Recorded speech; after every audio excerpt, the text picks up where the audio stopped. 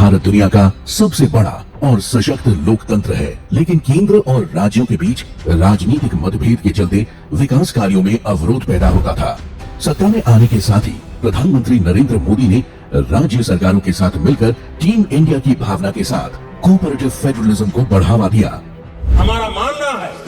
कि राज्यों को हमने ताकतवर बनाना चाहिए, राज्यों को विकास के लिए अवसर देना चाहिए और उस काम को हम कर रहे हैं और राजनीति से परे होकर के कर रहे हैं। झंडे के रंग देख करके देश की प्रगति के निर्णय नहीं होते। हमें तो अगर झंडे का रंग दिखता है तो सिर्फ तिरंगा दिखता है और कोई रंग दिखता नहीं। प्रधानमंत्री नरेंद्र मोदी का विश्वास है कि सशक्त राज्य व संगठित समाज ही सशक्त देश का निर्माण करते हैं और संवाद ही समस्या का समाधान है। संवाद से समाधान के मंत्र पर चलते हुए गृह मंत्री अमित शाह ने राजनीतिक मतभेद से ऊपर उठकर राज्यों से निरंतर संवाद करके जटिल व दशकों से लंबित मामलों पर सहमति बनाई। राज्यों के बीच विवादों के समाधान और सहकारी संघवाद को बढ़ावा देने के लिए क्षेत्रीय व अंतर राज्य परिषद के मंच का उपयोग करने पर जोर दिया गया है, जिसके उपयोग से केंद्र और राज्यों के बीच सौहार्दपूर्ण संबंध, अंतर राज्य विवाद का निपटारा, राज्यों के बीच क्षेत्रीय सहयोग, राष्ट्रीय महत्व के मुद्दों पर विचार विमर्श और सभी स्टेक होल्डर्स के बीच सहयोग तंत्र स्थापित किया जा रहा है। मोदी सरकार द्वारा किए गए प्रयासों का ही फल है